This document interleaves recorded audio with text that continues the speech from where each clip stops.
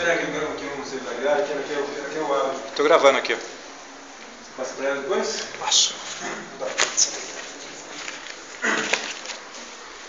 O título da mensagem de hoje é Das coisas impossíveis é que vêm as grandes realizações. Das coisas impossíveis é que nós recebemos as grandes bênçãos. Umas pessoas iam num carro à noite, estava chovendo, numa estrada. Em algum lugar tinha um poste com uma luz acesa e gramas no chão. E uma pessoa estava ali, um homem, estava ali sentado não, no pé do poste, procurando alguma coisa.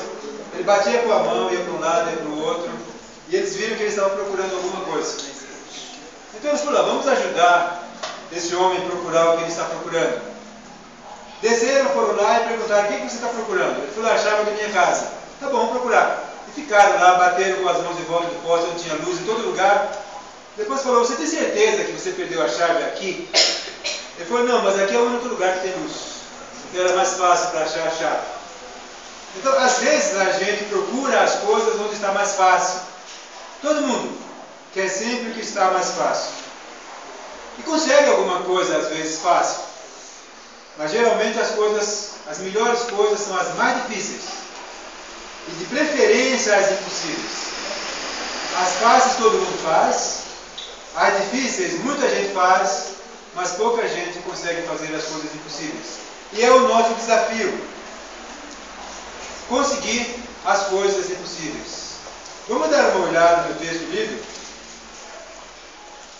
Em Lucas, capítulo 5, versículo 1 em diante. Aconteceu que ao apertado a multidão para ouvir a palavra de Deus, estava ele junto ao lago de Genezaré. E viu 2 barcos junto à praia do lago. Mas os pescadores, havendo desembarcado, lavavam as redes. Entrando em um dos barcos, que era o de Simão Pedro, de Simão, pediu-lhe que o afastasse um pouco da praia, e assentando-se ensinava no barco as multidões. Quando acabou de falar, disse a Simão, faze-te ao lago e lançai as vossas redes para pescar. Respondeu-lhe Simão, mestre, havendo trabalhado toda a noite, nada apanhamos, mas sob a tua palavra lançarei as redes. Isso fazendo, apanharam grande quantidade de peixes e rompiam-se-lhes as redes. Então fizeram sinais aos companheiros do outro barco para que fossem ajudá-los. E foram e encheram ambos os barcos a ponto de quase irem. Então, nossa primeira lição, uma lição prática para a vida, está nessa passagem, está nesse trecho. Os apóstolos, que ainda até então não eram apóstolos, eram apenas pescadores, pescaram a noite toda. A sobrevivência deles, a vida deles, dependia da pesca. Então eles foram, pescaram. Eles vasculharam todo lugar ali nas proximidades. E parece que não havia um único peixe no mar. Naquele dia eles não pegaram absolutamente nada. Pela manhã desistiram. Não adiantava continuar pescando, não tinha peixe no mar. Não sabiam porquê, mas parece que não havia peixe no mar. Então eles recolheram os barcos, estavam lavando as redes. E foi aí que entrou Jesus. Qual a nossa primeira lição prática? O que Jesus fez aqui? Ele pegou um daqueles barcos, se afastou um pouquinho e foi ensinar a palavra de Deus às multidões. Então, naquele barco, ele ensinava. Depois que terminou de ensinar, então ele voltou aos apóstolos, mandou que os apóstolos lançassem as redes. Qual a primeira lição prática que nós aprendemos aqui? Quando parece que tudo conspira contra nós, parece que tudo é impossível, não conseguimos. A gente quer, a gente precisa, a gente tenta, luta, mas parece que não vai realmente conseguir. Qual a primeira lição que devemos fazer? Exatamente o que eles fizeram. Eles pararam, recolheram as redes e foram fazer o quê? Foram ouvir a palavra de Deus. Depois de pescarem uma noite inteira sem conseguir nada, Jesus pegou o barco deles, entrou no barco e foi ensinar a palavra de Deus. Então a primeira lição é exatamente essa. Quando trabalhamos, lutamos, parece que não vamos conseguir, o que aprendemos com eles? Parar. Não adianta continuar. Se continuar, vai continuar não havendo peixe no mar. Então nós temos que parar e fazer exatamente como eles fizeram. Intervalo. Vamos parar. Não parar para dormir, não parar para não fazer nada. Mas fazer o que eles fizeram. Eles pararam e se reuniram. Eles ficaram ali ao lado de Jesus. As pessoas estavam ao lado de Jesus, ouvindo a palavra de Deus. Então o que nós temos que fazer muitas vezes? Parar, dar o tempo, por quanto tempo cada um decide, e nos reunirmos. Participarmos do culto, participarmos dos cultos, seja cultos como esse, seja uma vigília, seja uma oração, mas o importante é ouvir a palavra de Deus. Foi isso que eles fizeram. Às vezes nós não temos tempo para ouvir a palavra de Deus. Não temos tempo para estudar, não temos tempo para orar, não temos tempo para nada. É só trabalhar. Trabalhar dia e noite, às vezes o dia fica pequeno. Levantamos 3h30 da manhã, dá 11 horas da noite e não conseguimos fazer tudo. O dia fica pequeno. Então, às vezes, nessa hora, nós temos que parar. Nos reunirmos com os nossos irmãos, cantarmos a Deus, louvarmos a Deus, orarmos a Deus e ouvir a palavra de Deus. Isso feito, agora nós temos que retomar o trabalho. E agora é que vem as grandes coisas. Jesus mandou que os discípulos lançassem a rede para pescar. Eles falaram: Senhor, mas nós já trabalhamos a noite inteira e não pescamos nada. Simplesmente não tem peixe no mar. Nós desistimos. Mas, sob a tua palavra, lançaremos as redes. Isso é importante. Eles pararam, ouviram a palavra de Jesus sendo ensinada, e agora, sob a palavra dele, eles foram lançar as redes. Depois que nós pararmos, depois que louvarmos a Deus, agradecermos a Deus, orarmos a Deus, agora, sob a palavra dele, nós vamos retomar nossas atividades, nós não temos que ir, não podemos ir desanimados. Agora, quando nós vamos retomar nossas atividades, se alguém chegar para nós e falar: vocês vão de novo, vocês já pescaram a noite inteira, imagina os discípulos. Algumas pessoas, eles falaram: nós vamos pescar de novo. Nós vamos pescar de novo. Vocês já ficaram a noite inteira pescando e não tem peixe. Vocês viram que não tem peixe e vocês vão de novo? Eles não poderiam fazer? Nós vamos tentar, né? Nós precisamos desse peixe. Eu cheguei em casa e não tem nada. Venceram as contas, tem que pagar tudo, e não tem nada, eu tenho que voltar. Alguma coisa eu vou ter que pescar. Tá bem, eu estou desanimado, eu não estou animado. Eu não sei se vou conseguir, mas nós temos que pescar. Não é assim, não é com pessimismo, não é com esse pensamento. Mas, Senhor, agora sobre a tua palavra, eu lançarei as redes. Então, depois daquele intervalo, depois que nós pararmos, o Bíblia não faz muito tempo que o Bíblia fez isso. Teve uma semana aí que ele falou: olha, eu também tive que fazer. Eu parei tudo. Ele falou: olha, eu vi que eu ia ficar louco, não conseguia, então eu parei, desliguei o telefone, não atendi ninguém, eu parei tudo. O Bíblia fez isso há pouco tempo. E ele nem sabia disso aqui, nem sabia que era Bíblia. Agora então o que ele vai fazer? Então agora, depois que nós paramos, nos reunimos, louvamos a Deus, mas é louvar a Deus não com segundas intenções. Eu vou porque se eu for eu vou conseguir. É porque nós temos que fazer mesmo. Talvez nós estávamos sem tempo e agora nós vamos orar, nos dedicarmos, cantar forte. Agora, por exemplo, aliás, o Adriano praticou isso agora. Ele tirou um automático só o Morivaldo, conseguia chegar lá e eu também quase consegui. Então é cantar forte mesmo, cantar com ânimo, com alegria, louvando a Deus e ouvindo a palavra. Depois, Senhor, agora sob a tua ordem eu vou retomar. Então se alguém conta, você vai fazer de novo, agora eu vou, mas agora vai ser diferente. Agora eu estou animado, agora eu estou entusiasmado, agora eu sei que eu vou conseguir. E agora você vai lá. E quando você lançar as redes, vai ter tanta coisa, vai ter tanto peixe, que vai encher o seu barco. Você vai chamar os companheiros: olha, vem cá, vocês não pescaram, mas tudo bem, não tem problema não, vem cá. Aproveitem. Porque as bênçãos de Deus, elas geralmente, quando elas vêm para nós, elas sobram para alguém. Ou quando a gente pede para alguém, sobra para a gente também. É sempre assim. Quando a gente se reúne em vigília e oração para orar por alguém, a gente termina por tabela recebendo, talvez mais ainda do que a pessoa por quem nós oramos. Então, depois que encherem os seus barcos, vocês vão conseguir até para aqueles que apenas ajudaram a recolher as redes. Não fizeram muito, ajudaram a recolher as redes. Mas é isso. A primeira lição que nós fazemos isso. Não adianta ficar dando muito em ponta de faca, tentando resolver sozinhos. Para, louva a Deus, ora a Deus, ouve a palavra dele. Parece que o mais importante aqui é ouvir a palavra, porque depois falou sobre tua palavra, lançaremos as redes. Então essa é a primeira situação. Quando chegamos em outra situação impossível. Era impossível pegar algum peixe naquele dia. Não havia nada, não havia peixe, era impossível. Mas é do impossível que vem as grandes realizações. Foi do impossível que eles encheram os barcos deles, o barco deles e o barco dos amigos. Então essa é a primeira lição. Quando tudo está impossível, pare. Louve a Deus. Olha a Deus, ouça a palavra dele. Agora você está pronto para conquistar o impossível. Uma segunda situação é quando você está diante de alguma situação impossível, mas que você sabe que tem que fazer alguma coisa.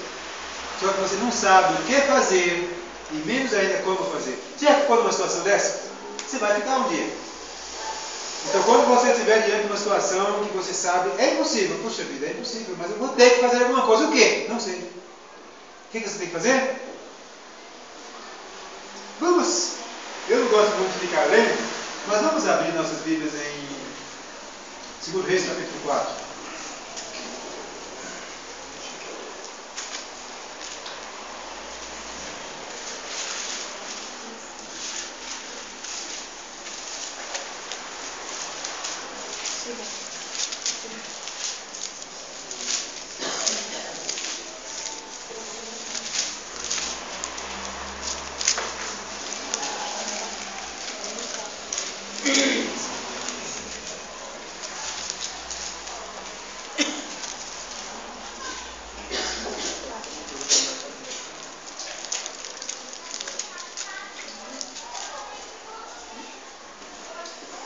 Reis, capítulo 4, vamos ler do 26 em diante. A história você já conhece.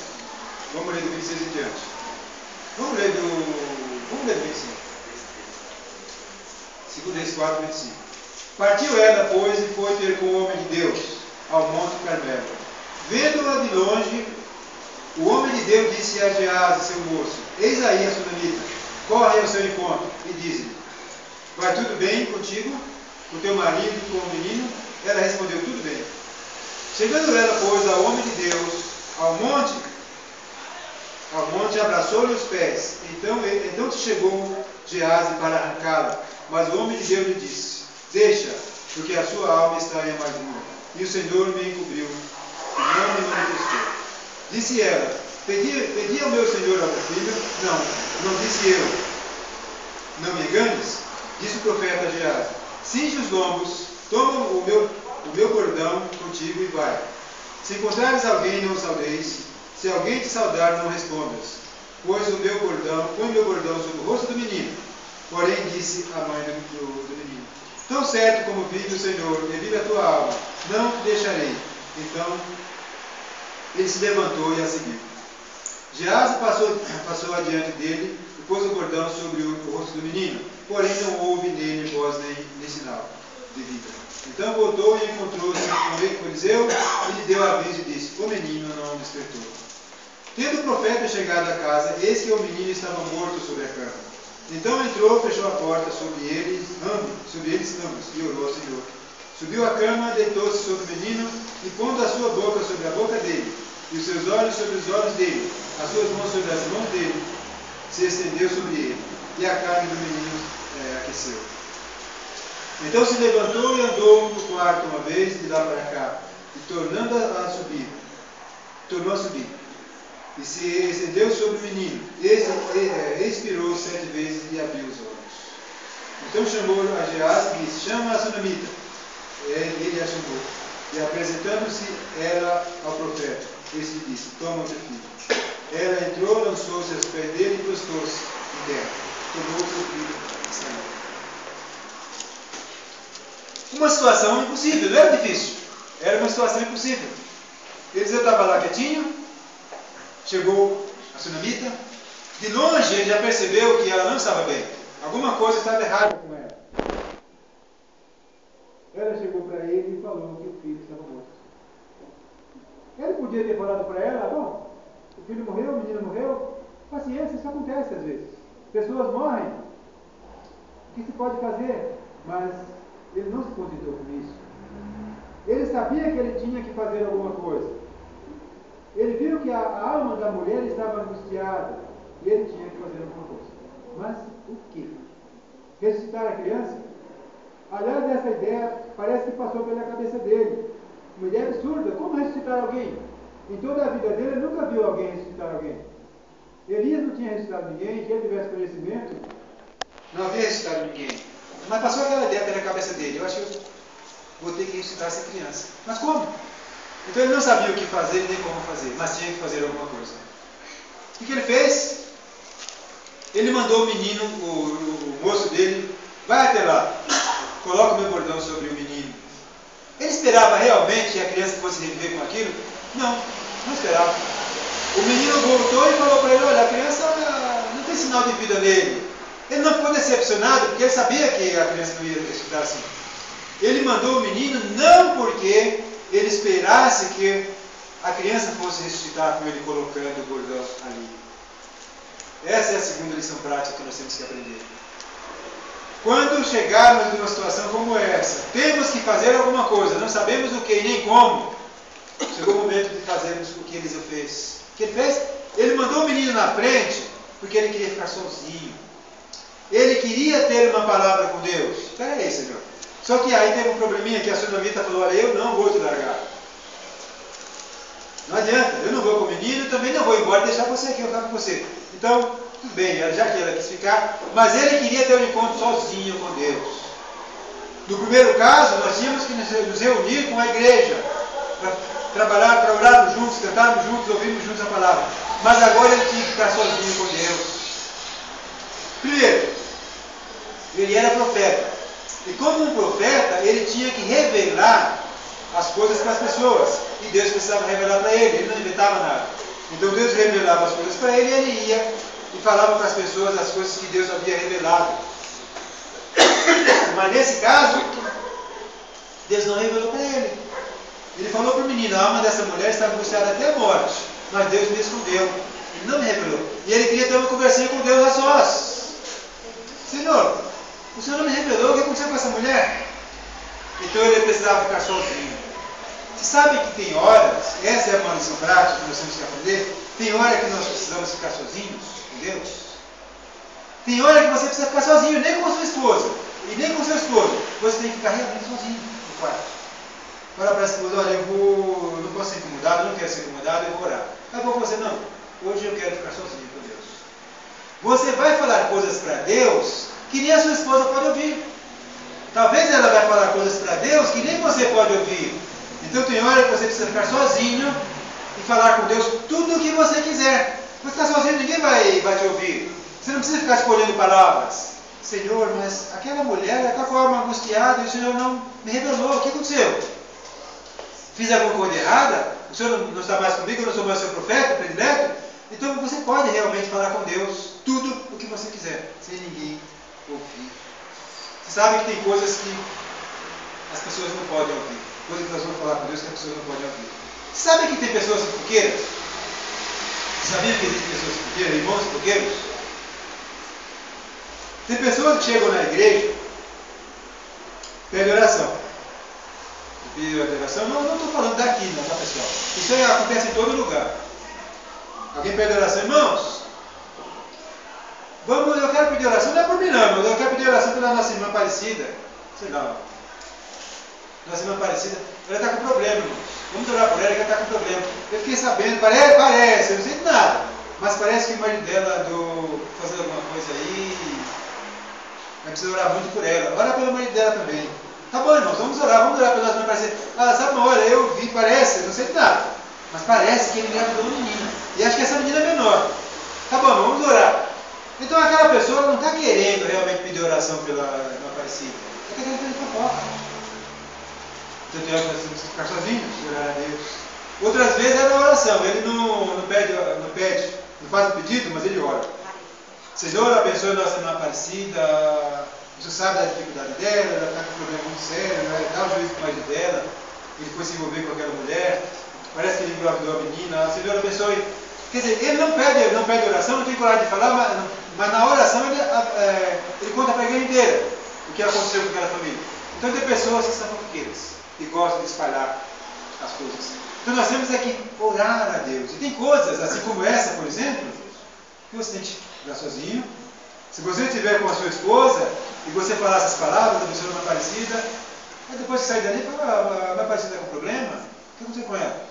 Então, tem hora que precisa realmente se afastar de todos, de tudo, e orar sozinho, ficar sozinho com Deus. Essa é a segunda lição prática. Precisamos ficar a sós com Deus, abrir o coração e falar com Ele. Depois que Eliseu falou com Deus, ele foi pelo caminho, sozinho. Ele foi falando com Deus, não foi conversando com a sunamita. Ele não foi conversando com ninguém. Cabeça baixa, ele passou por alguém, não cumprimentou. Se alguém tentou cumprimentá-lo, ele não respondeu. Ele foi falando com Deus sozinho. Foi, chegou lá, mas sabe o que é melhor para nós, para a nossa lição? Deus não falou com ele. Ele falou com Deus. Ele perguntou para Deus o que ele teria que fazer. Senhor, o que eu vou ter que fazer? Ressuscitar o menino? Deus não respondeu. Senhor, como é que eu vou ressuscitar o menino? Deus não respondeu. Isso é bom, sabe por quê? Nós não precisamos ouvir Deus falando de nossos ouvidos. A palavra é sim. Mas quando nós oramos para Deus diante dessa situação, que não sabemos o que temos que fazer, mas não sabemos do que nem como, nós não precisamos ouvir a voz de Deus, faz assim ou assado. Depois que nós falamos com Deus, nós vamos fazer. Nós vamos saber como fazer. Se não soubermos, mas nós vamos conseguir de alguma forma. Até porque, se nós ouvirmos uma vozinha no nosso ouvido falando como vamos fazer, talvez aquela voz não seja de Deus. Então não precisamos ouvir. Deus não revelou nada para Eliseu do que ele tinha que fazer. E ele não sabia ainda. Ele chegou lá, mandou que saíssem todos, ficou só ele e o menino, fechou a porta e ficou ali. Ele não tinha um manual de ressurreição. Ele nunca viu Elias fazer aquilo. Ele nunca viu ninguém fazer. Ele ainda não sabia como fazer. Então ele seguiu os instintos dele. Então ele pensou, se eu meditar sobre o menino, colocar minha boca, respirar, quer dizer, soprar, é como soprar na boca do menino, quem sabe o que vai acontecer? Então ele não sabia o que fazer. Ele foi lá, deitou-se sobre o menino, colocou a boca na boca do menino e ficou ali um tempo. Até que a carne do menino se aqueceu. Saiu, deu uma volta, voltou, pensando ainda, voltou, deitou de novo e o menino respirou. Ele soube como fazer, mas para isso ele teve que ficar sozinho com Deus. Então essa é a nossa segunda lição prática. Tem muitas vezes nós precisamos ter uma conversa com Deus. Quanto tempo? Não sei. Depois que você entrar ali e começar a falar com Deus, você vai esquecer o tempo. Talvez você vai ficar 15 minutos, meia hora, 1 hora, 2 horas, não sei. Mas nós temos que fazer isso. Depois que sair dali, você vai saber o que fazer. Até porque Jesus nunca fez nada grande sem falar com Deus. Para ele começar o ministério dele, ele ficou 40 dias, sozinho com Deus. Quando ele ia escolher os discípulos, ele ficou sozinho. Ele foi para o monte, ficou lá a noite inteira, depois pela manhã ele veio e fez a escolha. Sempre que ele ia fazer alguma coisa grande, ele ficava sozinho com Deus. Então nós temos que ficar sozinho com Deus. Depois nós vamos saber o que fazer. Talvez não sabemos ainda como, mas nós vamos fazer. Terceira coisa, diante do impossível, obedecer a palavra de Deus, obedecer a ordem de Deus, obedecer a palavra de Deus. Moisés tirou o povo do Egito e foi seguindo. Depois chegou ali, estava o mar na frente e o exército atrás. Então ele realmente estava num beco sem saída. Se você não ficou ainda num beco sem saída, você vai ficar um dia. Se correr o bicho pega, se ficar o bicho come, e agora fazer o quê? Então nesse momento, é mais uma vez ouvir a palavra de Deus. O que Deus falou para Moisés? Por que você vem a mim e fica lamentando? Manda ao povo que marche. Então a palavra de Deus foi essa. deixar de que jeito? O mar está na frente. O que nós vamos fazer? Mas Ele mandou fazer. Deus mandou fazer. Quem ousa discutir uma ordem de Deus? Senhor, mas eu não posso. Eu não sei. Eu não devo. Ele mandou fazer, então faça. Então o que Moisés fez? Mandou o pessoal que marche. Pessoal, vamos marchar. Deus mandou que marchemos. Se Ele quer que morramos afogados no mar, vamos morrer afogados no mar. Mas não vamos deixar de obedecer a ordem dele. Ele mandou fazer, vamos fazer. Aí eles foram e o mar se abriu. Atravessaram o mar e todo o exército de Faraó foi morto. Quer dizer, das coisas impossíveis é que vêm as grandes realizações, é que vêm as grandes bênçãos. Daquela impossibilidade de Eliseu foi que veio a grande bênção, a ressurreição do menino. Da impossibilidade diante do mar, obedecendo a palavra de Deus, a ordem de Deus, manda povo que marche, ele marchou. E veio a grande bênção dos perseguidores dele serem todos destruídos. Então o que nós aprendemos nesta manhã? Quando parece que acabaram-se os peixes do mar, quando nós tentamos tudo e nada dá certo, vamos parar e vamos nos dedicar a Deus. Cantar, orar, ouvir a palavra dele. E agora estaremos prontos. Quando temos que fazer alguma coisa, não sabemos o que fazer, né? Como fazer. Vamos ficar a sós com Deus. Vamos ter uma conversa com Ele. E nós vamos sair dali prontos para realizarmos, para conquistarmos o impossível. Quando nós estamos naquela situação, se correr o bicho pega e se ficar o bicho come, vamos aplicar o que temos aprendido. Já ficamos, vamos fazer as três coisas. Vamos orar juntos, vamos ficar a sós e agora vamos obedecer a palavra de Deus. O Senhor mandou fazer, vamos fazer. E assim nós vamos conquistar o impossível. E que Deus abençoe todos. Amém.